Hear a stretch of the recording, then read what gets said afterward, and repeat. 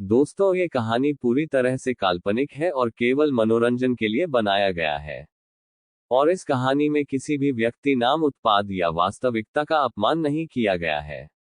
अगर आप लोग हमारे 145 नॉवल बॉय चैनल पर नए हैं तो वीडियो को लाइक और चैनल को सब्सक्राइब जरूर करें, ताकि हम आप तक ऐसी वीडियो पहुंचाते रहें।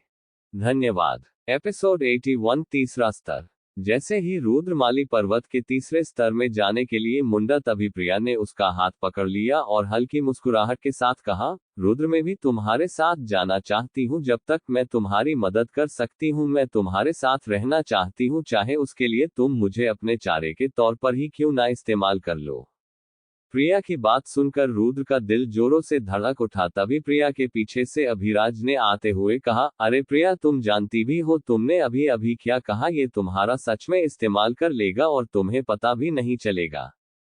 पर जब अभिराज ने प्रिया की आंखों में देखा, वह रुक गया। प्रिया ने पूरा मन बना लिया था, वह तीसरे स्तर में रुद्र के साथ जाएगी। ठीक है, मैं भी तुम्हारे साथ चलूंगा, अभिराज ने अपने दांत पीसते हुए कहा। वही अभिराज की बात सुनकर रुद्र की भौहें चढ़ गई। क्या सच में तू भी हमारे साथ चलना चाहता है? तू जानता भी है मैं तेरा इस्तेमाल भी कर सकता हूँ, रुद्र ने शैतानी मुस्कुराहट के साथ कहा। जिस पर अभिराज बोला, तुझे क्या लगता है मैं तीसरे स्तर में जाकर तेरी मदद करूंगा? बल्कि मैं तेरे ऊपर नजर रखूंगा ताकि तू दोबारा से प्रिया का इस्तेमाल न कर सके, रुद्र ने कहा। फिलहाल जिस लहजे में तू मुझसे बात कर रहा है, मैं सबसे पहले तेरा इस्तेमाल करूंगा। वो तो वक्त बताएगा कौन किसका इस्तेमाल करता है। इतना कहने के बाद अभिराज तीसरे स्तर की ओर जाने लगा। माली पर्वत का तीसरा स्तर बाकी दो स्तर के मुकाबले में बहुत ज्यादा घना था। तीसरे स्तर में बाकी दो स्तर के मुकाबले बहुत ज्यादा बड़े बड़े पेड़ थे, यहाँ तक कि किसी किसी जगह पर ही सूर्य की रोशनी देखने को मिलती थी। रुद्र का समूह जमीन पर लेटकर धीरे धीरे आगे बढ़ रहा था। करीबन 20 मील चलने के बाद अभिराज अपनी जगह पर बैठ गया और रुद्र पर चिल्लाते हुए बोला, मैं सेन परिवार का युवा मास्टर हूँ। इस तरह जमीन पर लेटकर चलना मेरे लिए शोभा नहीं देता, और वैसे भी मुझे दूर दूर तक कोई भी आध्यात्मिक जानवर नहीं दिखाई दे रहा। बेवकूफ, जल्दी नीचे लेट वरना देर हो जाएगी, रुद्र ने धीमी आवाज में अभिराज से कहा।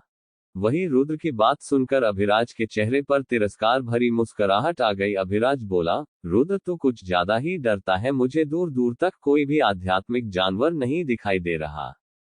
पर इससे पहले अभिराज रुद्र का आगे मजाक बना पाता, तभी आध्यात्मिक जानवर के गुर्राने की आवाज आई। वह आवाज इतनी ज्यादा थी, उन तीनों को अपने कान पर हाथ रखना पड़ा। जब अभिराज ने सामने देखा, उसे 25 मीटर बड़ा भालू दिखाई दिया, जो पेड़ों के ऊपर से उछलता हुआ तेजी से उनकी तरफ आ रहा था। जब अभिराज ने उस भालू को देखा, वह उसी जगह पर जम गया। अभिराज के अंदर इतनी ज्यादा हिम्मत नहीं थी जो वह अपनी जगह से हिल पाए। चौथे सितारे का जंगली भालू, रुद्र ने उस भालू की खूनी आंख और नुकीले दांत देखते हुए कहा। इस वक्त रुद्र को कुछ भी समझ में नहीं आ रहा था कि उसे क्या करना चाहिए। उसने उस बेवकूफ को समझाया था कि तीसरे स्तर में जाने के बाद झाड़ियां से बाहर मत आना। आभा छुपाने वाली गोली सिर्फ उनकी आभा को छुपा सकती है, पर चौथे सितारे और पांचवें सितारे वाले आध्यात्मिक जानवर की आंखें बहुत ज्यादा तेज होती है। वे मीलों दूर से ही अपने शिकार को पहचान लेते हैं। इसलिए माली पर्वत के तीसरे स्तर में कोई चौथे सितारे का मार्शल आर्टिस्ट भी आने में कतराता है। वो तो रुद्र के पास आभा छुपाने वाली गोली थी। तभी अभिराज तीसरे स्तर में आने के लिए तैयार हुआ, वरना वह पागल नहीं था जो मरने के लिए तीसरे स्तर में आ जाता। वह भालू तेजी से उन तीनों की तरफ आ रहा था, पर तभी उसे बीच में जकड़ लिया गया और अगले ही पल उस भालू की सारी हड्डी टूट गई। फिर उस भालू को हवा में उछाल दिया गया, और जब वह भालू नीचे आ रहा था, एक बड़े से मुंह ने उसे अपने अंदर निगल लिया।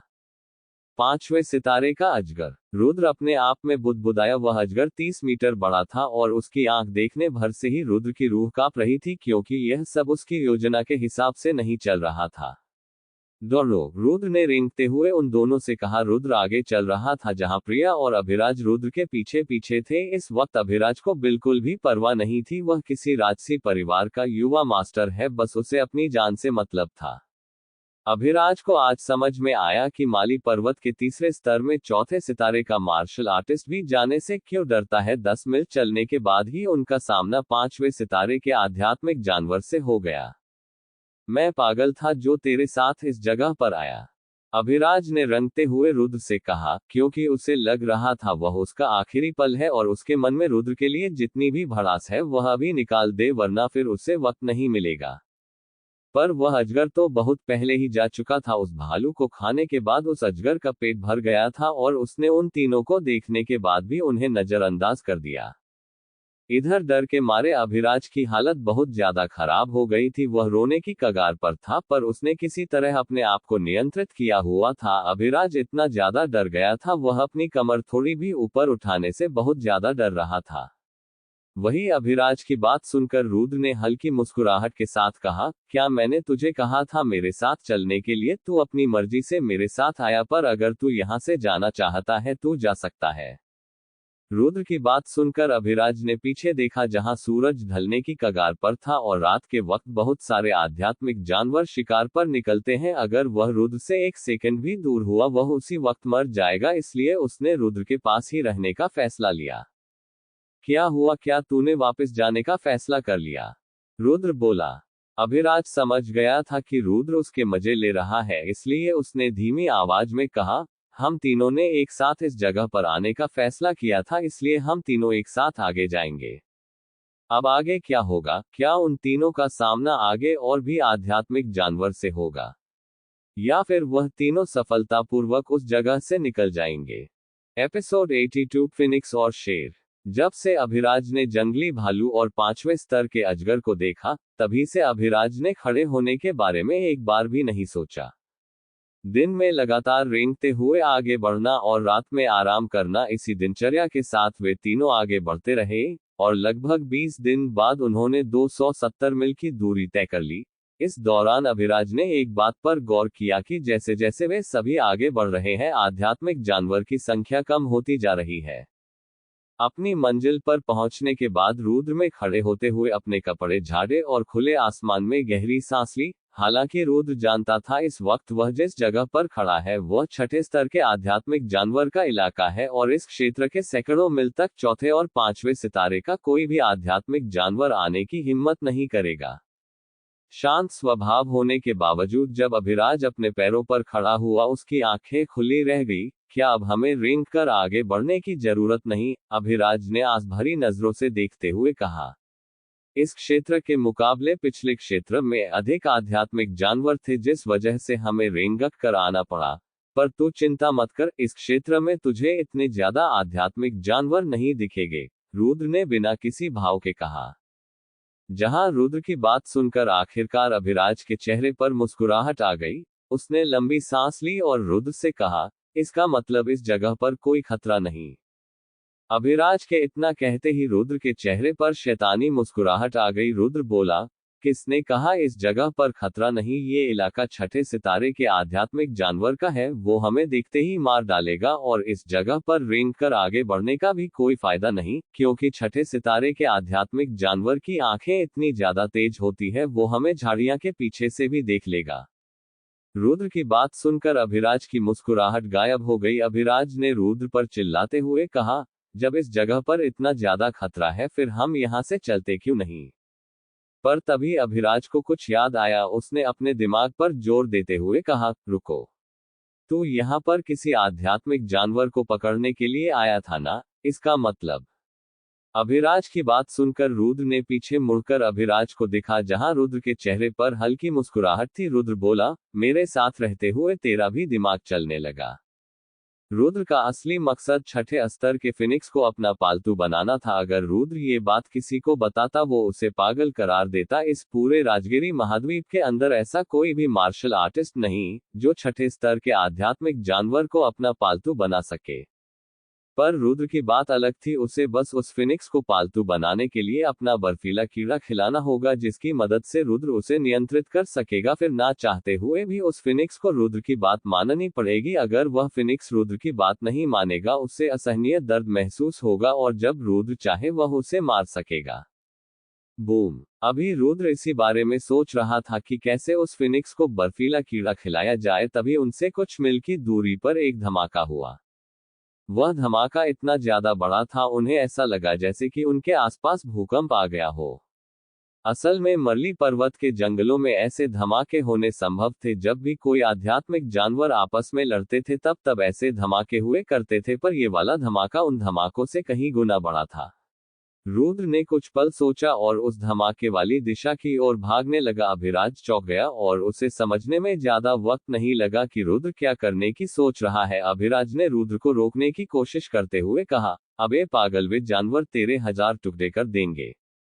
पर रुद्र ने अभिराज की बात पर ध्यान नहीं दिया और तेजी से उस धमाके वाली दिशा की ओर भागने लगा। इस वक्त रुद्र के मन में एक ही बात चल रही थी, अगर उन लड़ने वाले आध्यात्मिक जानवर में से एक जानवर वह फिनिक्स हुआ जिसकी उसे तलाश है, इससे रुद्र की काफी मदद हो जाएगी। ये रुद्र के लिए एक मौका था जिसे वह जान जाने के अड़ से गंवाना नहीं चाहता था। इधर रुद्र के पीछे पीछे प्रिया भी भागने लगी, जहां ना चाहते हुए भी अभिराज को उन दोनों के पीछे जाना पड़ा। वे तीनों पहाड़ी की चोटी पर पहुंच गए और एक पत्थर के पीछे छुपकर ऊपर आसमान में देखने लगे। पर आसमान का दृश्य देखकर उन तीनों को अपने शरीर में कपकपी महसूस हुई। गहरे नीले रंग का पक्षी जिसकी लंबाई 20 मीटर थी और उसके पंखों का फैलाव 25 मीटर था, हवा को चीरते हुए बिजली उसके शरीर के चारों तरफ थी। उस पक्षी का आकार ज्यादा बड़ा नहीं था, पर उसकी आभा इतनी ज्यादा थी, 5वें स्तर का आध्यात्मिक जानवर उसके एक हमले में मारा जाएगा। नील फिनिक्स। रुद्र की भौहें सुखड़ गई। उसने मुझसे झूठ नहीं बोला, नील फिनिक्स का घोंसला इसी जगह पर है।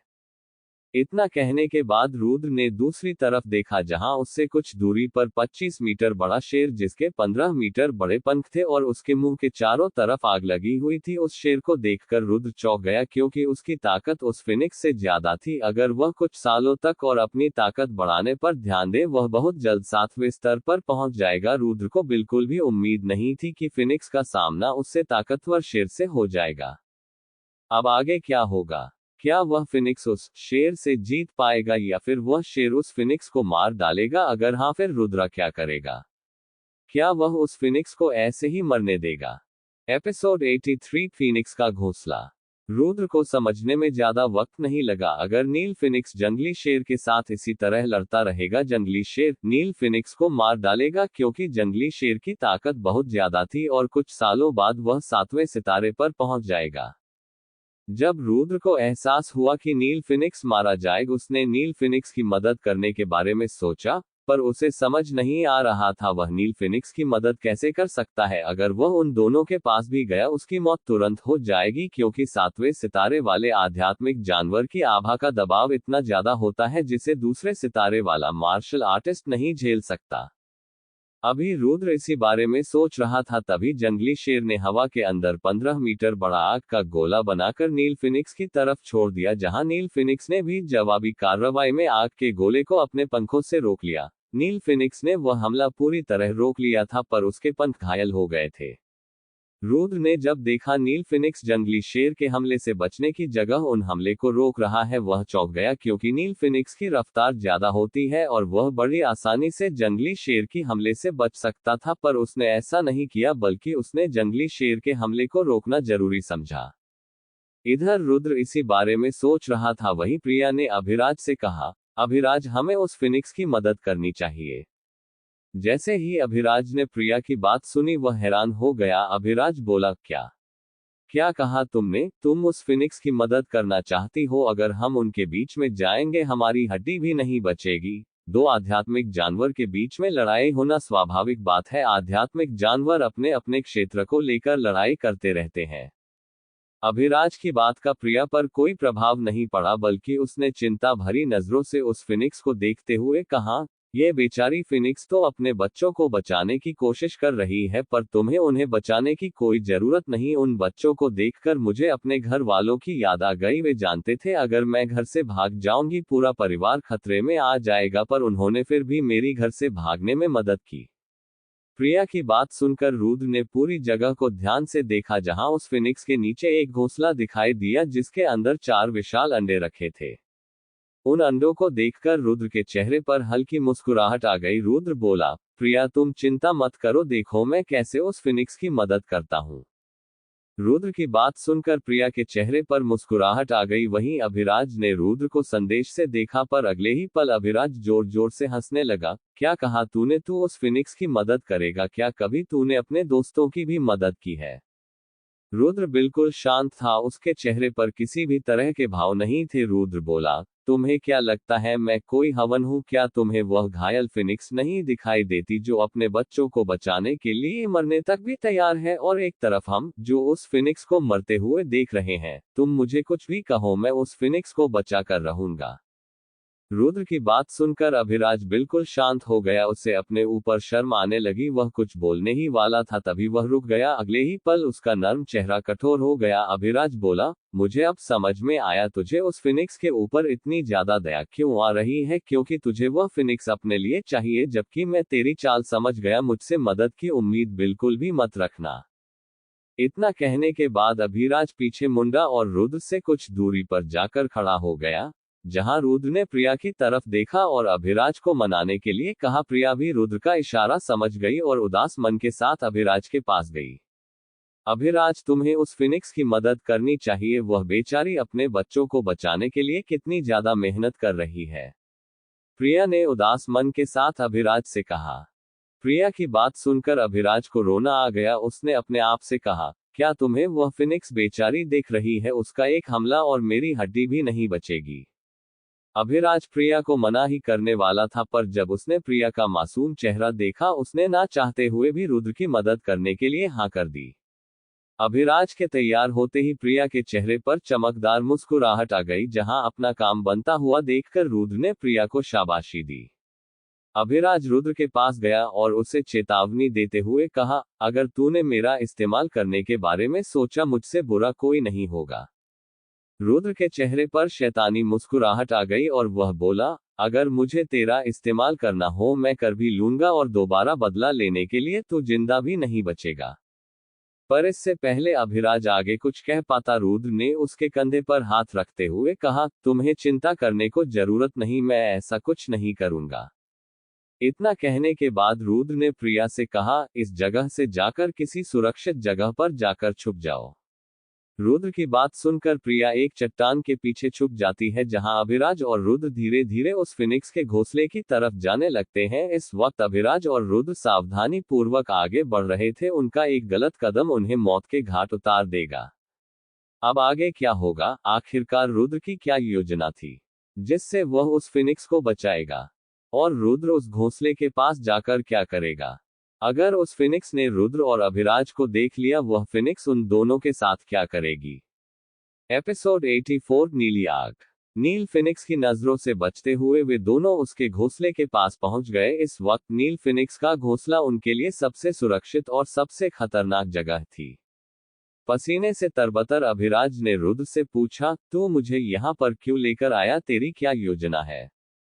अभिराज की बात सुनकर रुद्र ने हल्की मुस्कुराहट के साथ कहा, मेरी योजना बहुत ज्यादा आसान है। हमें इन अंडों को चुराकर यहाँ से भागना है। जब वह फिनिक्स देखेगी किसी ने उसके अंडे चुरा लिए, वह जंगली शेर के साथ लड़ाई छोड़कर अपने अंडे ढूंढने पर ध्यान देगी, और फिनिक्स की रफ्तार जंगली शेर से ज्यादा है, जिस वजह से जंगली शेर फिनिक्स को नहीं पकड़ पाएगा, और इस तरह हम फिनिक्स को बचा लेंगे। रुद्र की योजना बिल्कुल सटीक थी। अगर वे दोनों अंडों को यहां से दूर ले जाने में कामयाब हो गए, फिनिक्स अपने आप अंडों का पीछा करते हुए जंगली शेर से दूर आ जाएगी। अभिराज ने रुद्र के कंधे तफतफाए और उसे शाबाशी दी। दो अंडे उठाने के बाद वे दोनों सावधानी पूर्वक उस जगह से जाने लगे, पर अगले ही पल जंगली शेर नील फिनिक्स से दूर हो गया और उन दोनों को देखने लगा। रुद्र को भी इस चीज का एहसास हो गया और उसने आसमान की तरफ देखा, जहां उसकी नजर जंगली शेर की आंखों पर गई। जंगली शेर अभिराज और रुद्र को ही घूर कर देख रहा था। उसने हमें ढूंढ लिया, भागो यहां से, रुद्र चिल्लाया। और यह अंडे? अभिराज ने पूछा। अरे इन्हें यहीं पर छोड़ो और भागने पर ध्यान दो। इतना कहने के बाद रुद्र ने उन दोनों अंडे को फेंक दिया और उस जगह से भागने लगा। रुद्र बहुत अच्छे से जानता था यह अंडे 7वें स्तर के आध्यात्मिक जानवर के हैं, इसलिए ये अंडे नहीं फूटेंगे, इसलिए उसने अंडों को वहीं पर छोड़कर भागना सही समझा। वहीं नील फिनिक्स ने जब अपने घोंसले के पास हलचल महसूस की, उसने पीछे मुड़कर अपने बच्चों की तरफ देखा, जहां उसके सभी अंडे जमीन पर बिखरे पड़े थे। जंगली शेर ने आग का गोला तैयार किया और उसे छोड़ दिया, जहां वह आग का गोला नील फिनिक्स की बराबर से निकला। जंगली शेर का मकसद नील फिनिक्स को नहीं बल्कि उसके बच्चों को नुकसान पहुंचाना था, और वह आग का गोला भी एक अंडे की तरफ जा रहा था। ची। नील फिनिक्स गुस्से में चहचहाया और बिजली की रफ्तार से अपने अंडे के सामने आ गया, जहां नील फिनिक्स ने उस आग के गोले को अपने शरीर से रोका। रुद्र ने आह भरी, क्योंकि जंगली शेर कुछ ज्यादा ही चालाक था। जंगली शेर जानता था वह नील फिनिक्स की रफ्तार से कभी नहीं जीत पाएगा, इसलिए उसने नील फिनिक्स के अंडों को अपना निशाना बनाया, क्योंकि उसके अंडे अपनी जगह पर स्थित थे।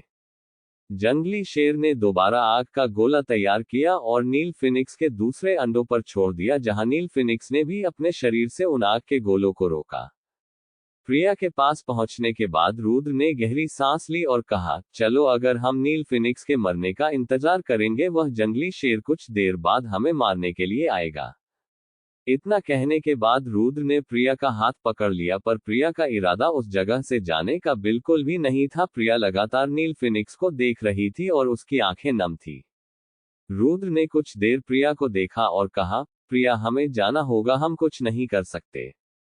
जहां अभिराज ने भी रुद्र की हाँ में अपना सर हिलाया। बूम! जंगली शेर के आखिरी हमले ने नील फिनिक्स को बहुत ज्यादा घायल कर दिया। अब नील फिनिक्स की हालत इतनी ज्यादा खराब थी, वह अपनी जगह से हिलने में बिल्कुल भी सक्षम नहीं थी। जंगली शेर धीरे धीरे नीचे आया और नील फिनिक्स के सामने आकर खड़ा हो गया। बेशक जंगली शेर का इरादा नील फिनिक्स को मारने का था। जब प्रिया ने देखा जंगली शेर नील फिनिक्स को मारने वाला है, उसने रुद्र से अपना हाथ छुड़ाया और जंगली शेर के सामने जाकर खड़ी हो गई, जैसे कि वह उसे चुनौती दे रही हो। नील फिनिक्स को मारने से पहले तुम्हें मुझे मारना होगा। प्रिया को इस तरह जंगली शेर के सामने देखकर रुद्र और अभिराज दोनों चौंक गए। जंगली शेर के सामने इस तरह खड़े होने का मतलब मौत को दावत देना था। रुद्र और अभिराज ने एक बार भी नहीं सोचा और प्रिया को बचाने के लिए उसकी तरफ दौड़े।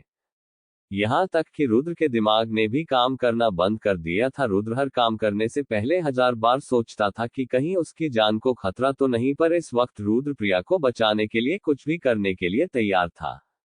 अभिराज ने प्रिया के बगल में खड़े होने के बाद कहा, अगर आज मुझे मरना है मैं तुम्हारे साथ मारूंगा। वही रुद्र उन दोनों के सामने जाकर खड़ा हो गया, जहां रुद्र के सामने विशालकाय जंगली शेर खड़ा था। अपने सामने इस तरह 3 इंसान को देखकर जंगली शेर दहाड़ा और उसने रुद्र को मारने के लिए अपना पंजा ऊपर उठाया। वही रुद्र हर पल जंगली शेर को घूर रहा था। वह अपने पिछले जन्म में धरती लोक के स्वर्ग का महान सम्राट था। अगर आज उसका अंत है, वह अपनी मौत से आंख मिलाकर मरेगा। जैसे ही जंगली शेर का पंजा रुद्र के करीब आया, उन तीनों को अपने शरीर में कपकपी महसूस हुई। जंगली शेर का पंजा रुद्र का सर अलग करने ही वाला था, तभी रुद्र के शरीर से नीली आग बाहर निकली और वह पूरी जगह नीली रोशनी से भर गई। आसपास जितने भी आध्यात्मिक जानवर थे, वे उस रोशनी को देखकर डर गए। यहाँ तक कि जो आध्यात्मिक जानवर आपस में लड़ रहे थे, उन्होंने भी लड़ना छोड़कर उस नीली रोशनी से दूर जाना सही समझा। जंगली शेर जो रुद्र को मारने वाला था, वह कुछ कदम पीछे हट गया। वही रुद्र के माथे पर नीली आग प्रकट हुई, जो मोमबत्ती की लो जितनी बड़ी थी।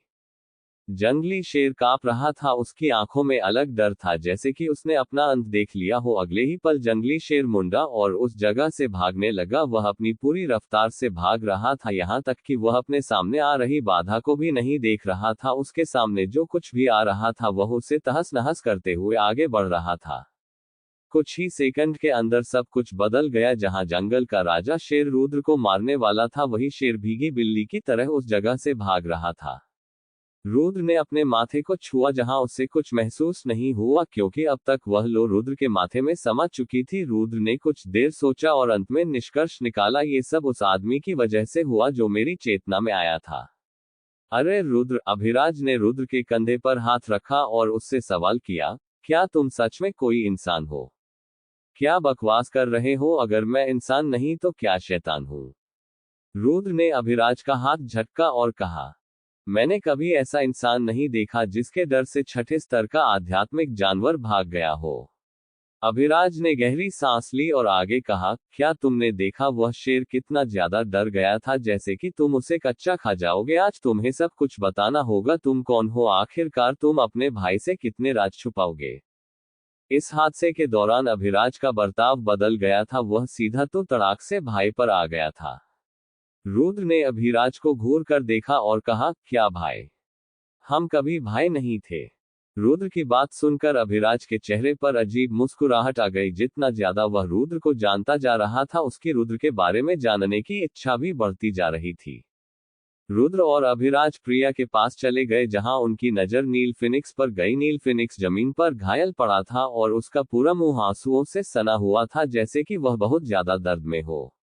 जंगली शेर ने नील फिनिक्स को मारा तो नहीं था, पर वह इतना ज्यादा घायल था जिसका बचना नामुमकिन था।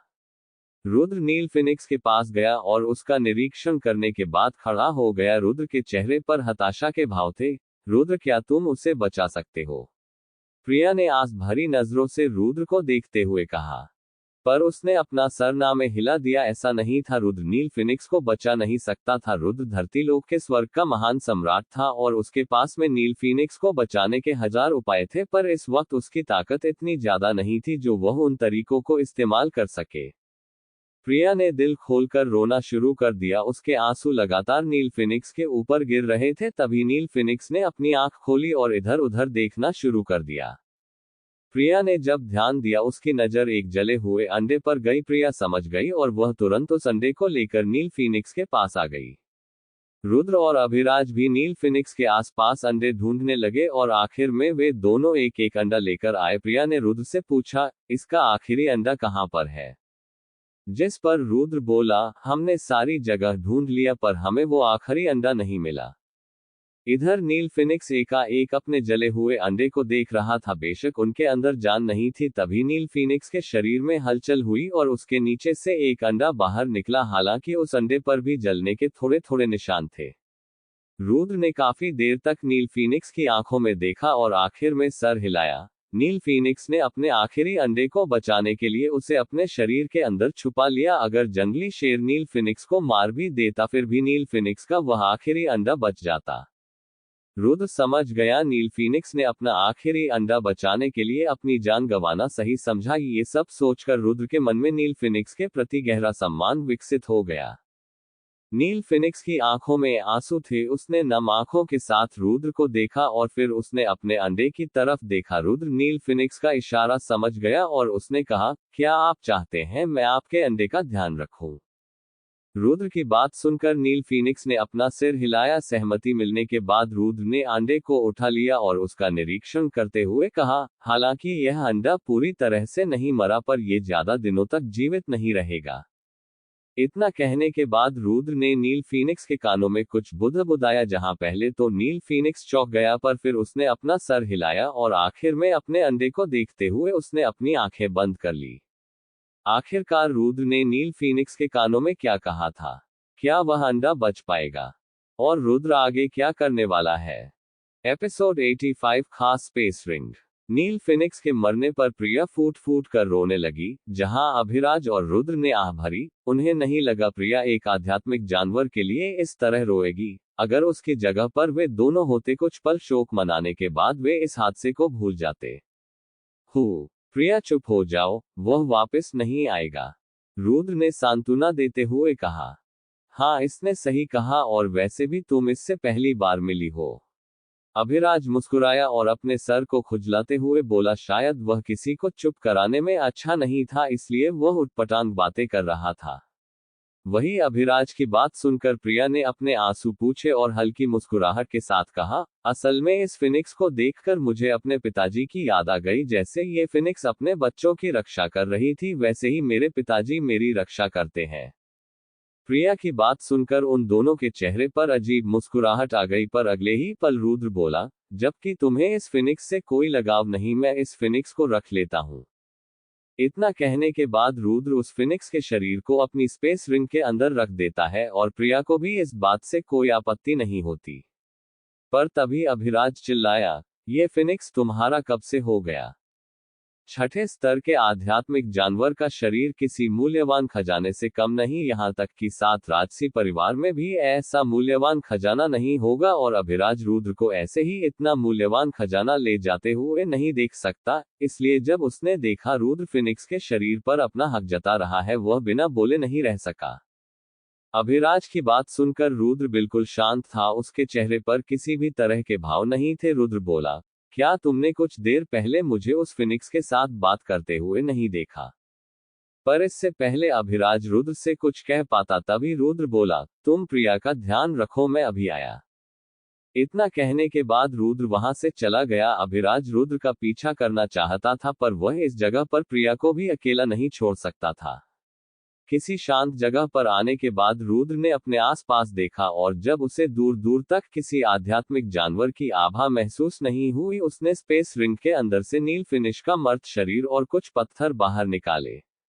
रुद्र ने अपनी स्पेस रिंग के अंदर से जो पत्थर बाहर निकाले थे वे कोई आम पत्थर नहीं थे, बल्कि इन पत्थर का इस्तेमाल स्पेस रिंग बनाने के लिए होता था। रुद्र धरती लोक के स्वर्ग का महान सम्राट था और उसके पास ऐसी तरीके थे जिसके बारे में आज तक किसी ने सुना भी नहीं होगा, और रुद्र उन्हीं तरीकों का इस्तेमाल करके एक ऐसी स्पेस रिंग बनाने वाला था जिसके अंदर जिंदा जीव को भी रखा जा सकता है। सारी तैयारी करने के बाद रुद्र ने अंडे की तरफ देखा और उस अंडे के चारों तरफ स्पिरिचुअल स्टोन बिछा दिए। असल में रुद्र उस अंडे के चारों तरफ एक फॉर्मेशन बना रहा था ताकि जब वह स्पेस रिंग बना रहा हो वह अंडा नील फिनिक्स के मर्त शरीर से निकल रही एनर्जी को अपने अंदर समाहित कर सके। असल में जंगली शेर की वजह से उस अंडे की हालत बहुत ज्यादा खराब हो गई थी और रुद्र भी यह बात बहुत अच्छे से जानता था, इसलिए उसने नील फिनिक्स के पास जाकर उसके मर्त शरीर का इस्तेमाल करने की अनुमति मांगी थी। और नील फिनिक्स को जब ये बात पता चली कि उसके मरने के बाद उसका शरीर उसके बच्चे को बचा सकता है तो वह भी खुशी खुशी रुद्र की बात मान गई। रुद्र ने फिनिक्स के पंख उखाड़ने के बाद उसके शरीर को जला दिया और फिर किसी पागल शैतान की तरह हंसते हुए बोला, अगर तुम मुझे अपने शरीर का इस्तेमाल करने की अनुमति नहीं देती मैं फिर भी तुम्हारा शरीर इस्तेमाल करता, और वैसे भी मुझे रोकता कौन, तुम्हारा मर्त शरीर। जैसे जैसे उस फिनिक्स का शरीर जल रहा था उसके अंदर से एनर्जी निकलकर उस अंडे के अंदर जा रही थी और साथ में पत्थर पिघलकर नीले रंग का तरल पदार्थ एक जगह पर इकट्ठा हो रहा था। हालांकि वह नीला पदार्थ बहुत अल्प मात्रा में था। रुद्र ने उस अंडे की तरफ देखा। जब रुद्र उस अंडे की तरफ देख रहा था उसकी आंखों में चमक थी। रुद्र बोला, तुम्हें जीना होगा, मैं तुम्हें जिंदा करने के लिए कुछ भी कर सकता हूं क्योंकि मुझे नर्क द्वार के अंदर जाना है। मेरे पुराने जन्म के अंदर भी मुझे नर्क द्वार जाने का मौका नहीं मिला था और इस बार मैं नर्क द्वार जाकर रहूंगा। असल में इस दुनिया के अंदर 3 नर्क द्वार है जिनके अंदर दुनिया के सबसे ताकतवर सम्राट का खजाना है। अगर वह खजाना किसी को मिल गया वह इतना ज्यादा ताकतवर बन जाएगा जिसको हराना नामुमकिन होगा, पर आज तक ना के बराबर ऐसे लोग हैं जो उन नर्क द्वार के अंदर गए होंगे। और नर्क द्वार के अंदर जाना भी आसान नहीं क्योंकि किसी को भी नहीं पता आखिरकार नर्क द्वार किस जगह पर है। नर्क द्वार की जगह स्थिर नहीं, वह अलग अलग जगह पर दिखाई देगा और इस बीच का अंतराल भी सैकड़ों सालों का होता है। इसलिए नर्क द्वार के अंदर जाने के लिए बहुत अच्छी किस्मत भी होनी जरूरी है। रुद्र ने आग को और भी ज्यादा बढ़ा दिया जिस वजह से अंडे को भरपूर मात्रा में एनर्जी मिलने लगी और पत्थर के अंदर से भी नीला पदार्थ तेजी से इकट्ठा होने लगा। रुद्र ने धरती पर हाथ रखा और नीले पदार्थ की बूंदें हवा में उड़ने लगी जिन्हें देखकर रुद्र के चेहरे पर मुस्कुराहट आ गई। अब आगे क्या होगा? क्या रुद्र स्पेस रिंग बनाने में कामयाब हो पाएगा जिसके अंदर जीवित जंतुओं को भी रखा जा सकता है? और क्या रुद्र उस अंडे के अंदर से सफलतापूर्वक नील फिनिक्स के बच्चे को निकल पाएगा? एपिसोड 86 रहस्यमयी आदमी। सूरज ढल चुका था और पूरा आसमान सितारों से टिमटिमा रहा था। प्रिया और अभिराज पहाड़ी की चोटी पर बैठकर उन सितारों को देख रहे थे। प्रिया का सारा ध्यान आसमान की सुंदरता देखने में था और वही अभिराज का सारा ध्यान प्रिया पर था। इस वक्त वे दोनों नील फिनिक्स के इलाके में थे जिस वजह से दूर दूर तक कोई भी आध्यात्मिक जानवर नहीं था। अभिराज धीरे धीरे अपने हाथ को प्रिया के करीब ले जा रहा था तभी उस जगह पर हलचल हुई और अभिराज ने अपना हाथ पीछे कर लिया। जब प्रिया ने पीछे मुड़कर देखा उसे रुद्र दिखाई दिया। रुद्र को देखते ही प्रिया के चेहरे पर मुस्कुराहट आ गई और वह तेजी से रुद्र के पास गई। अभिराज ने रुद्र को ऊपर से नीचे देखा और फिर कठोर लहजे में कहा, तुमने उस फिनिक्स के साथ क्या किया? जिस पर रुद्र कंधे उचकाते हुए बोला, और क्या उसे 4 टुकड़ों में काट दिया? रुद्र की बात सुनकर प्रिया चौंक गई और उसने अपने मुंह पर हाथ रख लिया। वही अभिराज शांत था, उसके चेहरे पर किसी भी तरह के भाव नहीं थे, जैसे कि वह जानता था कि रुद्र ने उस फिनिक्स के साथ कुछ ऐसा ही किया होगा। प्रिया, तुम चिंता मत करो, जब कोई आध्यात्मिक जानवर मारा जाता है उसके शरीर के टुकड़े करके हथियार या फिर कोई अन्य सामान बना लिया जाता है। अभिराज ने प्रिया को समझाते हुए कहा, जिससे प्रिया को नील फिनिक्स के लिए बुरा ना लगे। तुमने उस फिनिक्स का इस्तेमाल करके क्या बनाया? अभिराज ने रुद्र से पूछा। इधर अभिराज की बात सुनकर रुद्र के चेहरे पर मुस्कुराहट आ गई। रुद्र बोला, अगर तुमने अनुमान लगा लिया मैंने उस फिनिक्स का इस्तेमाल करके क्या बनाया होगा, मैं तुम्हें वह सामान मुफ्त दूंगा। रुद्र की बात सुनकर अभिराज हंसने लगा। अभिराज ने रुद्र का मजाक बनाते हुए कहा, क्या कहा तुमने? तुम मुझे कोई सामान मुफ्त दोगे? तुम जानते भी हो मैं हूं कौन? मैं सेन परिवार का अगला मुखिया बनने वाला हूं, और क्या तुम्हारे पास ऐसी कोई चीज होगी जो सेन परिवार के मुखिया को अपनी तरफ आकर्षित कर सके? अगर देखा जाए अभिराज ने जो बात कही थी वह बिल्कुल सच थी। अभिराज सेन परिवार का युवा मास्टर था जो आगे चलकर परिवार का मुखिया बनने वाला था, और सेन परिवार 7 राजसी परिवार में से एक था और राजसी परिवार के पास किसी खजाने की कमी नहीं थी। अभी अभिराज सेन परिवार का मुखिया भी नहीं बना था और उसके पास चौथे स्तर का हथियार और उसकी रक्षा करने के लिए चौथे स्तर का रक्षा कवच था। यहाँ तक कि मेहरा परिवार के सबसे समझदार श्रेष्ठ के पास भी चौथे स्तर का हथियार था, जबकि उनके पास किसी भी तरह का रक्षा कवच नहीं था। रुद्र को उसकी औकात दिखाने के बाद अभिराज ने प्रिया को देखा और फिर हल्की मुस्कुराहट के साथ कहा, वैसे क्या तुम जानते हो आज प्रिया का जन्मदिन है और उसे अपने पिताजी की बहुत ज्यादा याद आ रही है इसलिए। पर इससे पहले अभिराज आगे कुछ कह पाता तभी रुद्र बोला, जबकि आज प्रिया का जन्मदिन है और वो मुझे अपना दोस्त मानती है, मैं उसे यह स्पेस रिंग देना चाहता हूँ। इतना कहने के बाद रुद्र ने एक अंगूठी बाहर निकाल ली जो नीले रंग की थी और उस अंगूठी को प्रिया की उंगली में पहना दी। रुद्र बोला, मैंने इस अंगूठी को नील फिनिक्स के शरीर का इस्तेमाल करके बनाया है और इस अंगूठी के अंदर हम जिंदा जीव को भी रख सकते हैं, और हाँ, तुम्हारी जैसी एक अंगूठी मेरे पास भी है। इतना कहने के बाद रुद्र ने अपने हाथ को आगे किया और प्रिया को अपनी अंगूठी दिखाई। जब रुद्र और प्रिया का हाथ करीब आ रहा था वे अंगूठी चमक रही थी, जिसे देखकर रुद्र ने अपने हाथ को प्रिया के हाथ से मिला दिया, जिस वजह से दोनों अंगूठी चमकने लगी। रुद्र से तोहफा पाकर प्रिया खुश थी, उसके चेहरे पर हल्की मुस्कुराहट थी, वह अंदर ही अंदर शर्मा रही थी। वहीं उन दोनों को देखकर अभिराज जलन महसूस कर रहा था। अभिराज दहाड़ा, मुझे भी एक अंगूठी चाहिए। हालांकि अभिराज जैसे युवा मास्टर के लिए एक स्पेस रिंग इतनी ज्यादा मूल्यवान नहीं थी, पर जब उसने एक जैसी अंगूठी रुद्र और प्रिया के हाथ में देखी उससे रहा नहीं गया और उसने रुद्र से अंगूठी मांग ली। क्या आज तेरा भी जन्मदिन है जो मैं तुझे अंगूठी दूं? और वैसे भी क्या तू भूल गया? तूने अभी अभी क्या कहा था, मैं तुझसे कोई सामान नहीं लूंगा? रुद्र ने हल्की मुस्कुराहट के साथ अभिराज को याद दिलाते हुए कहा। रुद्र की बात सुनकर अभिराज का बर्ताव बदल गया और वह उसके पास गया। क्या हम तीनों माली पर्वत पर एक साथ नहीं आए थे? और वैसे भी हम तीनों दोस्त हैं, जो मेरा है वह तुम्हारा है, इसलिए मुझे भी एक अंगूठी चाहिए, चाहे तुम ये वाली अंगूठी मुझे दे दो। रुद्र ने कुछ पल अभिराज को देखा जो इस वक्त जोकर की तरह दिखाई दे रहा था। रुद्र ने एक अंगूठी अभिराज को दी और कहा, हम तीनों माली पर्वत पर एक साथ आए थे, इसलिए मैंने गलती से एक अंगूठी तुम्हारे लिए भी बना ली। अभिराज ने जल्दी से वह अंगूठी ली और उसे पहनने के बाद प्रिया के साथ अपना हाथ मिलाने लगा। रुद्र ने नील फिनिक्स के शरीर का इस्तेमाल करके 3 स्पेस रिंग बनाई थी जो इस वक्त उन तीनों के पास थी, और जब जब वे स्पेस रिंग करीब आएंगी उनकी चमक बढ़ती जाएगी। रुद्र ने गंभीरता से कहा, वैसे तुम प्रिया को कौन सा उपहार देने वाले हो? रुद्र की बात सुनकर अभिराज के चेहरे पर अजीब मुस्कुराहट आ गई और वह अपना सर खुजलाने लगा क्योंकि उसके पास कोई मूल्यवान उपहार नहीं था। तभी अभिराज की नजर पथरीले चूहे पर गई, जिसे देखकर अभिराज बोला, हाँ, मैं प्रिया को यह चूहा उपहार में देने वाला हूँ। अभिराज की बात सुनकर रुद्र को गुस्सा आ गया। वह बोला, क्या ये चूहा ये पहले से ही प्रिया को हो गया है? उन दोनों को झगड़ते हुए देखकर प्रिया के चेहरे पर मुस्कुराहट थी और वह मन ही मन भगवान से विनती मांग रही थी कि समय यहीं पर थम जाए और वे तीनों जिंदगी भर इसी तरह खुश रहे। एक लंबी रात के बाद उन्होंने अपना सफर शुरू कर दिया। रास्ता बहुत लंबा था और उन्हें माली पर्वत पार करने में बहुत दिनों का समय लगेगा। उन तीनों से हजारों मील दूर एक आदमी की नजर उन तीनों पर थी। कुछ देर रुद्र और उसके साथियों को देखने के बाद वह आदमी एक चील में बदल गया जिसके पंख नीली आग से बने हुए थे। अब आगे क्या होगा? आखिरकार वह आदमी कौन था जिसकी नजर उन तीनों पर थी? एपिसोड 87 प्रिया के दादाजी। पूरे 1.5 महीने बाद वे 3 माली पर्वत के तीसरे स्तर से पहले स्तर में आ गए। जंगल से बाहर खुले मैदान में आने के बाद रुद्र को मून सिटी दिखाई दी। हालांकि रुद्र जिस काम के लिए माली पर्वत पर गया था वह काम नहीं हुआ। रुद्र को माली पर्वत से नील फिनिक्स चाहिए था जो उसे नहीं मिला, पर रुद्र की ये यात्रा कम लाभदायक नहीं थी। उसे नील फिनिक्स का अंडा मिल गया और उसकी मुलाकात एक ऐसी लड़की से हुई जो दिल की बहुत ज्यादा अच्छी थी।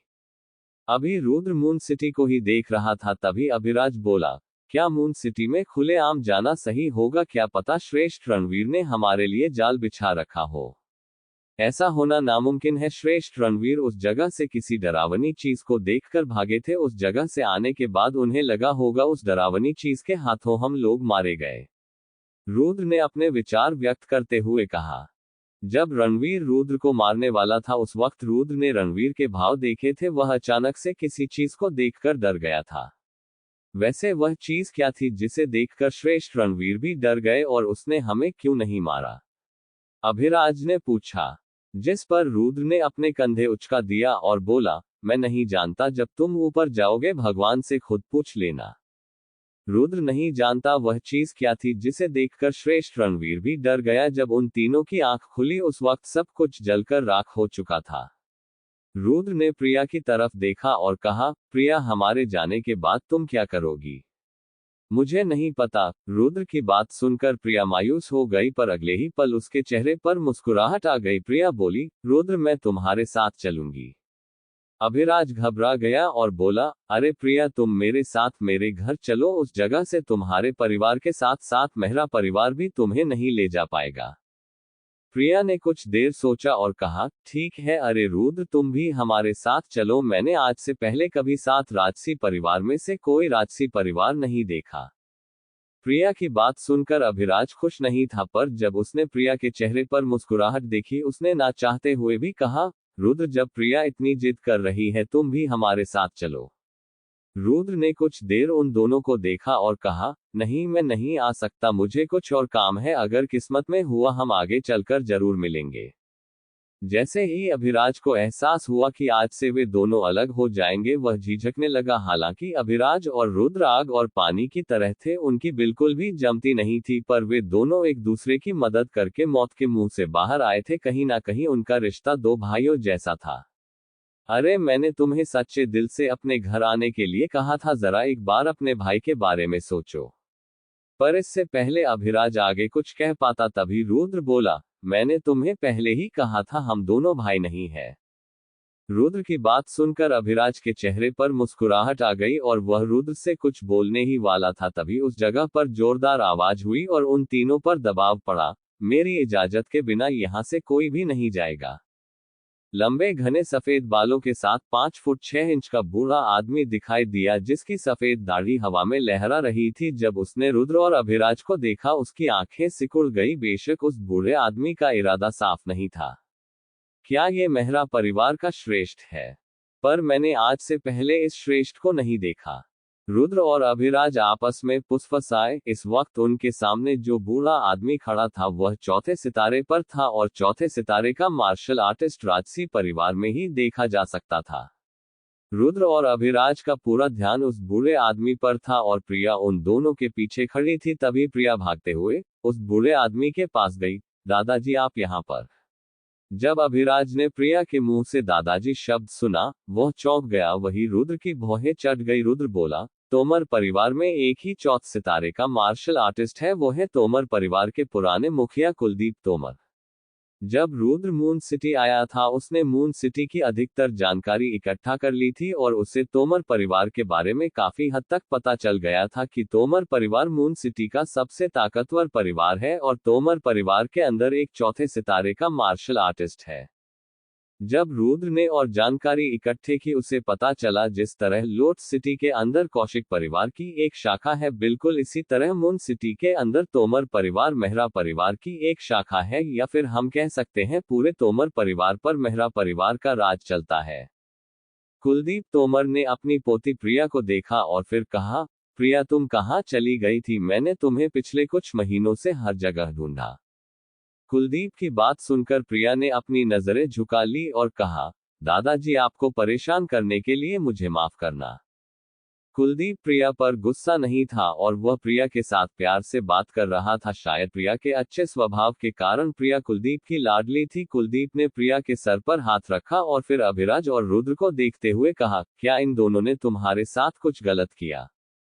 जब प्रिया ने कुलदीप का इशारा समझा, वह शर्मा गई और बोली, दादाजी हम तीनों सिर्फ अच्छे दोस्त हैं।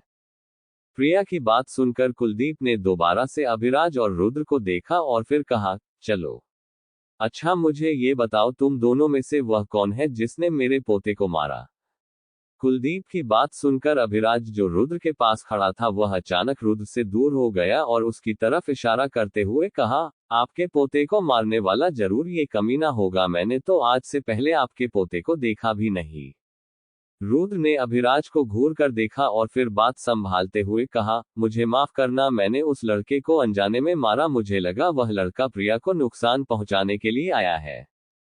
अच्छा, इसका मतलब प्रिया तुमसे प्यार करती है और तुम ही प्रिया को यहां से लेकर गए थे? कुलदीप ने रुद्र को ऊपर से नीचे देखते हुए कहा। पर इससे पहले कुलदीप कुछ करता तभी अभिराज ने रुद्र का गिरिबान पकड़ लिया और उस पर चिल्लाते हुए कहा, कमीने मुझे समझा, तू प्रिया के इतने करीब कब से है? वही कुलदीप ने अभिराज को इतना ज्यादा गुस्से में देखकर प्रिया से पूछा, प्रिया ये युवा कौन है जो इस वक्त मुझसे भी ज्यादा क्रोधित है? लगता है बुढ़ापे में दादाजी का दिमाग सटक गया जो वे मेरे बारे में इस तरह की बातें सोच रहे हैं। प्रिया ने अपने आप से शिकायत की और अपने दादाजी की ओर देखा। जहां कुलदीप का गंभीर चेहरा देखकर उसने अपना मुंह छुपा लिया। इस वक्त प्रिया को बहुत ज्यादा शर्म आ रही थी, वह कुछ भी करके अपने दादाजी का मुंह बंद करना चाहती थी। प्रिया ने रुद्र को देखा जिसे अभी तक अभिराज ने पूरी तरह झंझोड़ दिया था। रुद्र ने चिल्लाते हुए कहा, मैं प्रिया को भगाकर नहीं बल्कि उसे लेकर गया था क्योंकि मुझे माली पर्वत का रास्ता नहीं पता था। अभिराज रुक गया जहां कुलदीप ने रुद्र को घूर कर देखा। इस वक्त रुद्र को देखने से नहीं लग रहा था कि वह झूठ बोल रहा है। ठीक है, तुम प्रिया के अच्छे दोस्त हो इसलिए मैं तुम्हें जाने देता हूं। इतना कहने के बाद कुलदीप ने प्रिया का हाथ पकड़ा और कहा, चलो प्रिया घर चलते हैं। प्रिया उन दोनों को छोड़कर जाने से झिझक रही थी। उसने आखिरी बार रुद्र और अभिराज को देखा और अपने दादी जी के साथ जाने के लिए तैयार हो गई। तभी पीछे से रुद्र की आवाज आई, रुको। प्रिया और अभिराज ने पीछे मुड़कर रुद्र को देखा जहां रुद्र ने कुलदीप के पास आते हुए कहा, प्रिया तुम्हें अपने घर वापस नहीं जाना चाहिए। ऐसा क्यों? कुलदीप ने रुद्र को संदेश की दृष्टि से देखा और उसकी भौहें चढ़ गई। जहां रुद्र बोला, मेरी मानो आप भी अपने घर वापस मत जाए वरना आप जिंदा नहीं बचेंगे। मैं बात को नहीं घुमाऊंगा, मैं आपको साफ साफ बताता हूं, हमने मेहरा परिवार के 5वें श्रेष्ठ रणवीर को बहुत ज्यादा गुस्सा दिला दिया और वो इस वक्त आपके परिवार में होगा। अगर आप वापस जाएंगे आपका सामना मेहरा परिवार के श्रेष्ठ से होगा। रुद्र की बात सुनकर कुलदीप ने प्रिया की तरफ देखा जैसे कि वह उससे पूछ रहा हो कि रुद्र ने जो कुछ कहा वह सच या फिर नहीं। जहां प्रिया ने अपना सर हिलाया, जैसे ही कुलदीप को एहसास हुआ कि प्रिया से कितनी बड़ी गलती की है, उसकी रूह कांप गई। कुलदीप का पूरा शरीर कांप रहा था और अगले ही पल कुलदीप लड़खड़ाता हुआ नीचे गिर गया। प्रिया नम आंखों के साथ अपने दादाजी के पास गई और उन्हें सहारा देते हुए बोली, मुझे माफ करना, सारी गलती मेरी है। अगर मैं घर से भागकर नहीं आती ये सब कुछ नहीं होता। कुलदीप ने अपनी मुट्ठी बिछ ली क्योंकि उसे बहुत ज्यादा गुस्सा आ रहा था। उसने अपनी लाल आंखों से रुद्र और अभिराज को देखा और फिर कहा, ये सब कुछ तुम्हारी वजह से हुआ, इसमें तुम्हारी गलती है। मैं तुम दोनों के मर्त शरीर को श्रेष्ठ के पास लेकर जाऊंगा, फिर वे हमारे परिवार को कुछ नहीं कहेंगे। इतना कहने के बाद कुलदीप रुद्र का गला पकड़ने के लिए उसकी ओर झपटा। अब आगे क्या होगा? क्या रुद्र और अभिराज प्रिया के दादाजी से बच पाएंगे? अगर हाँ तो कैसे? एपिसोड 88 कुलदीप की बेबसी। अपनी आंखों में हत्या के इरादे से कुलदीप ने रुद्र पर हमला किया जहां रुद्र की आंखें चौड़ी हो गई और अगले ही पल उसकी 3 आकृति दिखाई देने लगी। बेशक रुद्र छाया प्रतिरूप मार्शल आर्ट का इस्तेमाल कर रहा था जिस वजह से उसके 3 प्रतिरूप बन गए थे। कुलदीप ने अपने हाथ को घुमाया और एक ही वार में उन तीनों प्रतिरूप को खत्म कर दिया, पर तभी उसे अपने पीछे किसी के होने का एहसास हुआ। उसे ऐसा लगा अगर उसने जल्दी ही कुछ नहीं किया वह मारा जाएगा। कुलदीप के चेहरे पर मुस्कुराहट आ गई और वह बोला, मुझे अब समझ में आया, मेरा बेटा और पोता तुझसे क्यों हार गया था। रुद्र अपने से ज्यादा ताकतवर मार्शल आर्टिस्ट को हराने में सक्षम था, और सबसे बड़ी बात जो रुद्र को खास बनाती थी वह बहुत ज्यादा चालाक था। रुद्र कुलदीप के बिल्कुल पीछे खड़ा था और उसका हमला कुलदीप पर लगने ही वाला था, तभी कुलदीप उसके सामने से गायब हो गया। कुलदीप की इतनी ज्यादा रफ्तार देखकर रुद्र को सदमा लगा। कुलदीप की रफ्तार रुद्र की सोच से ज्यादा थी। इससे पहले रुद्र कुछ कर पाता तभी उसकी पीठ पर हमला हुआ और वह उड़ता हुआ 3 मीटर दूर जाकर गिरा। जैसे ही कुलदीप रुद्र की ओर मुड़ा तभी उसे चमचमाती तलवार दिखाई दी। उस तलवार को देखकर कुलदीप को ऐसा लगा जैसे कि समय रुक गया हो और ये तलवार हवा को चीरते हुए उसे 2 टुकड़ों में बांट देगी। कुलदीप एक कदम पीछे हटा और अगले ही पल वह अपनी जगह से गायब था। तभी अभिराज, जिसका हमला जमीन पर लगा था, उसकी पीठ पर भी हमला हुआ और वह भी उड़ता हुआ दूर जाकर गिरा। कुलदीप का हमला इतना ज्यादा ताकतवर था, अगर अभिराज के पास उसका रक्षा कवच नहीं होता वह गंभीर रूप से घायल हो जाता। बिना किसी सटीक योजना के अपने से ज्यादा ताकतवर मार्शल आर्टिस्ट को हराना उनके लिए नामुमकिन था। उन्होंने कोशिश की और परिणाम उनके सामने था। कुछ ही पल के अंदर दोनों घायल थे। कुलदीप उन दोनों के सामने आ गया। उसकी आंखों में गुस्सा था और वह किसी भी पल उन दोनों को मारने के लिए तैयार था। रुद्र गंभीर था, वही अभिराज कुलदीप को इतना ज्यादा गुस्से में देखकर डर गया। तभी रुद्र ने कुलदीप की आंखों में देखा। हालांकि कुलदीप बहुत ज्यादा गुस्सा था, पर इस वक्त उसे अपने परिवार की चिंता थी, जिस वजह से वह रोने की कगार पर था। कुलदीप की ऐसी हालत देखकर रुद्र के चेहरे पर मुस्कुराहट आ गई और उसने अगले ही पल कुलदीप से बचने के लिए योजना बना ली।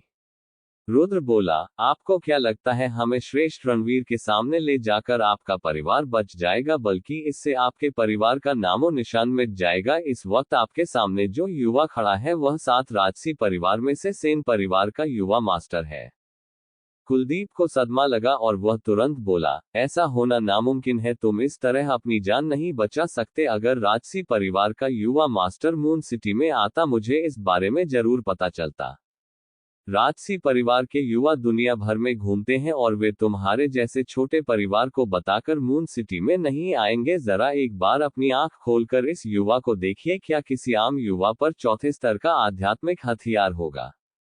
जैसे ही कुलदीप ने रुद्र की बात पर ध्यान दिया, उसे अपनी रीढ़ की हड्डी में ठंडक महसूस हुई और वह 2 कदम पीछे हट गया। वह जानता था अभिराज के हाथ में 4थे स्तर का आध्यात्मिक हथियार है और वह कुछ समय पहले ऊपरी स्तर की मार्शल आर्ट का इस्तेमाल कर रहा था। यहाँ तक कि अभिराज के पास 4थे स्तर का रक्षा कवच भी था। ये सब राजसी परिवार के किसी युवा के पास ही हो सकता है।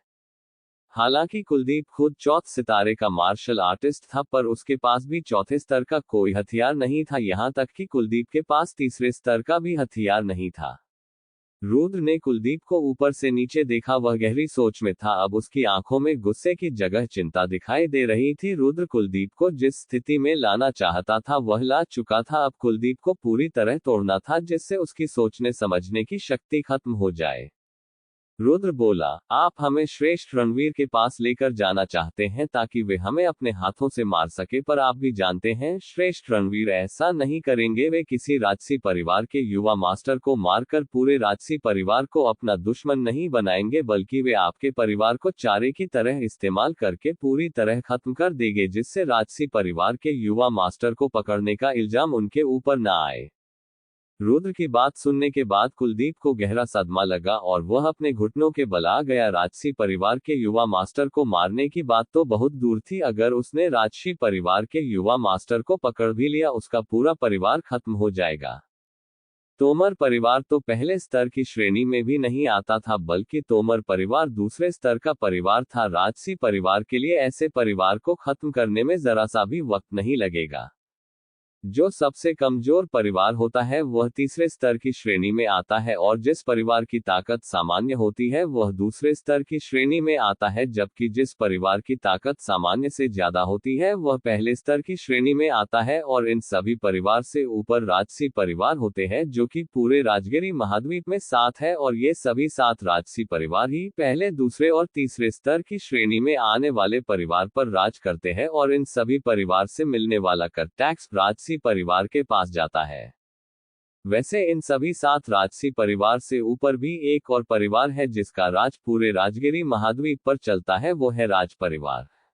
अब आगे क्या होगा, अपने परिवार को बचाने के लिए कुलदीप क्या करेगा। एपिसोड 89, रणवीर की क्रूर मार्शल आर्ट।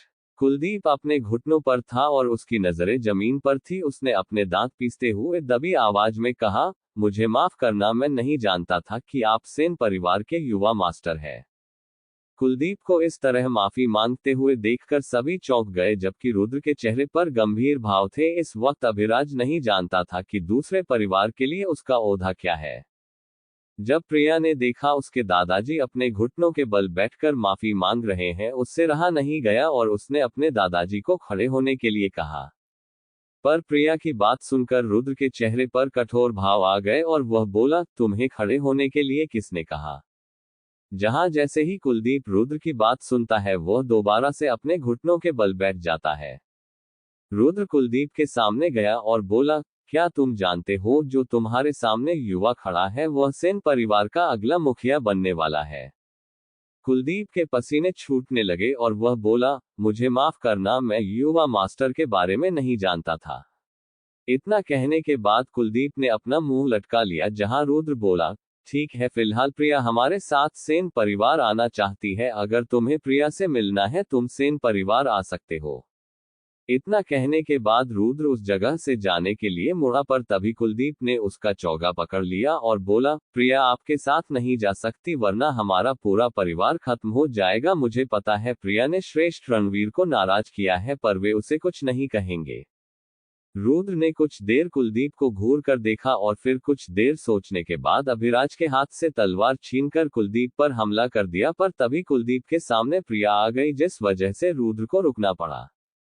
पर इससे पहले रुद्र कुछ कर पाता, तभी अभिराज ने रुद्र के हाथ से तलवार छीनते हुए कहा, मुझे लगा तुम उनको डरने वाले हो, पर तुम तो उनको मारने वाले थे। आखिर तुम ऐसा कैसे कर सकते हो, वे प्रिया के दादाजी है।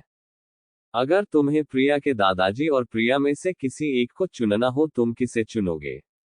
रुद्र ने अभिराज को देखते हुए कहा, मैं तुम। अभिराज हकलाने लगा, वह जवाब देने में झिझक कर रहा था। वहीं प्रिया को कुछ भी समझ में नहीं आ रहा था कि आखिरकार रुद्र और उसके दादाजी के बीच में क्या चल रहा है। रुद्र ने कुलदीप की तरफ देखा और कहा, मुझे बताओ तुम्हें प्रिया की जरूरत क्यों है। मैं जानता हूं युवा मास्टर प्रिया को पसंद करते हैं, पर मेहरा परिवार के युवा से प्रिया की सगाई तय हो गई है और जैसे ही प्रिया 17 साल की हो जाएगी वे लोग उसे लेने के लिए आएंगे, और प्रिया 1.5 महीने पहले ही 17 साल की हो गई थी। अगर मैं उसे जल्द नहीं ले गया, मेरा पूरा परिवार खत्म हो जाएगा।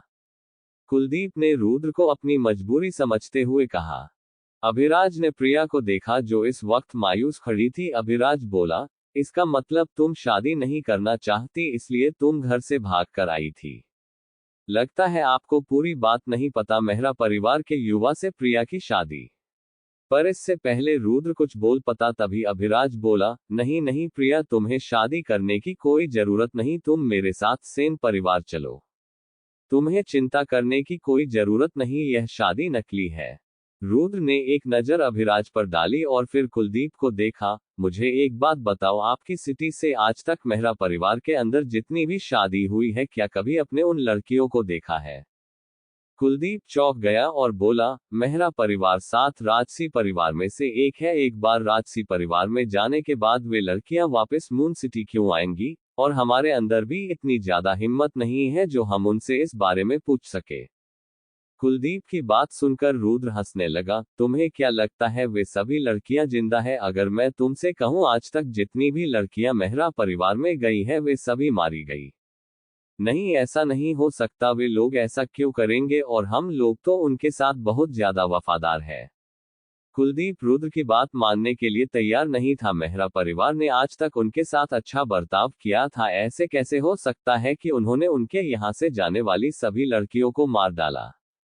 बूढ़े आदमी अपनी आंख खोलकर देख, पूरी दुनिया जानती है मेहरा परिवार कितना ज्यादा क्रूर है, और जब मैंने उसकी मार्शल आर्ट देखी मैं तभी समझ गया उसकी मार्शल आर्ट पूरी नहीं है। रुद्र चिल्लाते हुए बोला, क्या मार्शल आर्ट पूरी नहीं है, तुम्हारी इस बात का मतलब क्या है। अभिराज ने पूछा। हम सभी जानते हैं मार्शल आर्ट की मदद से हम अपनी एनर्जी को नया रूप देते हैं, जिस वजह से हमारी एनर्जी कम मात्रा में दूसरों को ज्यादा नुकसान पहुंचती है। और जब हम मार्शल आर्ट सीखते हैं, इससे हमारे शरीर पर कोई प्रभाव नहीं पड़ता, पर जिस मार्शल आर्ट का इस्तेमाल पांचवा श्रेष्ठ करता है वो बहुत ज्यादा ताकतवर शैतानी मार्शल आर्ट है, जिसे सीखने के लिए शुद्ध एनर्जी की जरूरत पड़ती है, जिससे उनका दिमाग काबू में रहे। अगर वे ऐसा नहीं करेंगे और इस मार्शल आर्ट जबरदस्ती सीखने की कोशिश करेंगे, इससे उनका दिमाग बेकाबू हो जाएगा और कुछ दिनों बाद मृत्यु। रुद्र ऐसी मार्शल आर्ट के बारे में बहुत अच्छे से जानता था। जब वह अपने पिछले जन्म में धरती लोक के स्वर्ग में था, उस वक्त उसने ऐसे मार्शल आर्टिस्ट को देखा था। उस वक्त उस मार्शल आर्टिस्ट ने 1 लाख से भी ज्यादा लोगों को मारकर अपनी ताकत बढ़ाई थी, जिस वजह से सभी मार्शल आर्टिस्ट उसके खिलाफ हो गए थे। यहाँ तक कि शैतानी मार्शल आर्टिस्ट ने भी उसे मारने में सभी मार्शल आर्टिस्ट का साथ दिया था।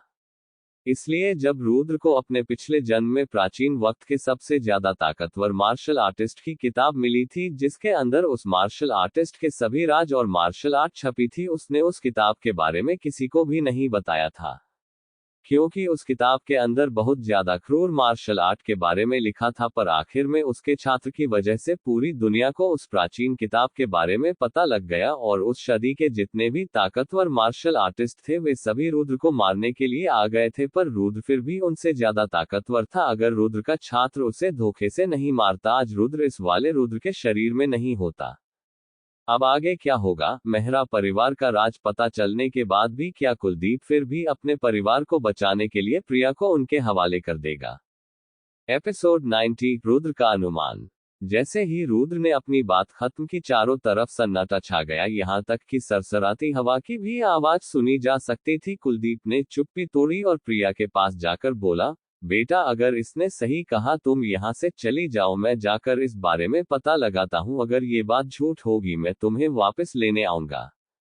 इतना कहने के बाद कुलदीप झटके से उड़ गया और अगले ही पल कुलदीप उन सभी की आंखों से ओझल था। प्रिया की आंखें नम थी, उसका रोने का मन कर रहा था, पर उसने किसी तरह अपने आप को रोक रखा था। रुद्र, क्या मेरे दादाजी सही सलामत रहेंगे? प्रिया ने रुद्र से पूछा, क्योंकि रुद्र किसी की स्थिति का अनुमान लगाने में बहुत ज्यादा अच्छा था। वह रुद्र से उम्मीद कर रही थी कि रुद्र उससे कहे, तुम्हारे दादाजी को कुछ नहीं होगा, तुम्हारा पूरा परिवार सलामत है। पर अगले ही पल रुद्र ने अपना सर हिला दिया। प्रिया, मुझे माफ करना, अगर तुम्हारे दादाजी यहाँ से नहीं जाते तुम्हारा परिवार कुछ पल के लिए सही सलामत रहता, पर अब जबकि तुम्हारे दादाजी यहाँ से जा चुके हैं, तुम्हारा पूरा परिवार बहुत जल्द खत्म हो जाएगा। रुद्र की बात सुनकर प्रिया को सदमा लगा और उसकी आंखों से आंसू टपकने लगे। वही अभिराज ने रुद्र की बात मानने से इनकार कर दिया और बोला, तुम ऐसा कैसे कह सकते हो? प्रिया के दादाजी 4th सितारे के मार्शल आर्टिस्ट है, वह उन्हें मारने से पहले 100 बार सोचेगा। अगर देखा जाए अभिराज बिल्कुल सही सोच रहा था। कुलदीप की तरह श्रेष्ठ रणवीर भी 4थे सितारे के मार्शल आर्टिस्ट है, दोनों की ताकत बराबर है, इसलिए श्रेष्ठ रणवीर के लिए पूरे तोमर परिवार को खत्म करना नामुमकिन सा लगता है। तुम इसी जगह पर गलत हो। रुद्र ने अभिराज की तरफ देखा, मुझे पता है मैं किसी का भविष्य नहीं देख सकता, पर जहां तक मैंने श्रेष्ठ रणवीर को जाना है, हम दोनों की सोच एक जैसी है। जब माली पर्वत पर उन्होंने प्रिया को देखा था, उन्हें लगा होगा तोमर परिवार ने उनको धोखा दिया है, इसलिए माली पर्वत से आने के बाद वे सीधा तोमर परिवार को खत्म करने के लिए गए होंगे। इतना कहने के बाद रुद्र ने प्रिया को देखा और फिर आगे कहा, पर उस जगह पर जाने के बाद जब उन्हें तुम्हारे दादाजी नहीं मिलेंगे, वे तोमर परिवार के सभी सदस्यों को बंदी बना लेंगे, और जब तुम्हारे दादाजी उस जगह पर जाएंगे, तुम्हारे परिवार को उनके सामने मारकर उन्हें कमजोर करेंगे और फिर बाद में उन्हें भी मार डालेंगे। बकवास। तोमर परिवार के पास 4थे सितारे का मार्शल आर्टिस्ट है, श्रेष्ठ रणवीर के लिए उनके परिवार को खत्म करना नामुमकिन है। अभिराज ने रुद्र की बात का विरोध करते हुए कहा। पर रुद्र तुरंत बोला, मैं मानता हूं तोमर परिवार के पास 4th सितारे का मार्शल आर्टिस्ट है और श्रेष्ठ रणवीर भी 4थे सितारे पर है, पर तुम मुझे एक बात बताओ, प्रिया के दादाजी तुमसे ज्यादा ताकतवर है, फिर वे तुम्हारे सामने झुकने के लिए क्यों तैयार हो गए? रुद्र की इस बात का अभिराज के पास कोई सवाल नहीं था। वह शांत होकर रुद्र की बात सुन रहा था। कुछ देर रुकने के बाद रुद्र बोला, क्योंकि वह तुमसे नहीं बल्कि तुम्हारा राजसी परिवार से डरता है। प्रिया के दादाजी को पता है अगर उन्होंने तुम्हें नाराज किया तुम उनके पूरे परिवार को खत्म कर सकते हो। पर हाँ, अगर प्रिया के दादाजी को अपने परिवार की चिंता नहीं होती वे कब का तुम्हें मार डालते। और मैं श्रेष्ठ रणवीर को जानता हूँ, ये प्रिया के दादाजी के खिलाफ तोमर परिवार का इस्तेमाल करेंगे। रुद्र के ये शब्द प्रिया के दिल में खंजर की तरह लग रहे थे। रुद्र ने उसे साफ साफ बता दिया था कि उसका परिवार बहुत जल्द खत्म होने वाला है। वही अभिराज को रुद्र की बात सुनकर बहुत ज्यादा गुस्सा आ रहा था। वह प्रिया को दिलासा देना चाहता था पर रुद्र हर बार उसकी बात गलत साबित करके प्रिया को और ज्यादा रुला रहा था। अभिराज बोला, बस रुद्र बहुत हो गया, तुम कोई भगवान नहीं, क्या पता जो तुमने कहा वह सब गलत हो। रुद्र अभिराज की जवाबी कार्रवाई में कुछ बोलने वाला था पर तभी प्रिया बोली, बस करो, तुम दोनों को मेरे लिए लड़ने की कोई जरूरत नहीं। इतना कहने के बाद प्रिया ने रुद्र को देखा। रुद्र, मैं जानती हूँ तुम बहुत ज्यादा समझदार हो, बस तुम मुझे एक बात बताओ, अगर मैं श्रेष्ठ रणवीर के पास चली जाऊं क्या मेरा परिवार बच जाएगा। रुद्र ने प्रिया की आंखों में देखा जहां उसे दृढ़ निश्चय दिखाई दिया। रुद्र बोला, हुआ। इस वक्त श्रेष्ठ रणवीर को तुम्हारी बहुत ज्यादा जरूरत है। वे तुम्हारी शुद्ध एनर्जी से अपने आप को बहुत ज्यादा ताकतवर बनाएंगे। अगर तुम श्रेष्ठ रणवीर के पास चली जाती हो तुम्हारे परिवार की जान बच जाएगी।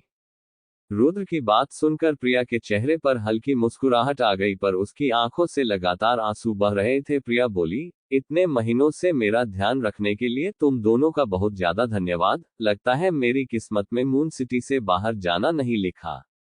इतना कहने के बाद प्रिया उस जगह से जाने के लिए मुड़ी। अभिराज की आंखें लाल थी क्योंकि वह प्रिया के लिए कुछ नहीं कर सकता था।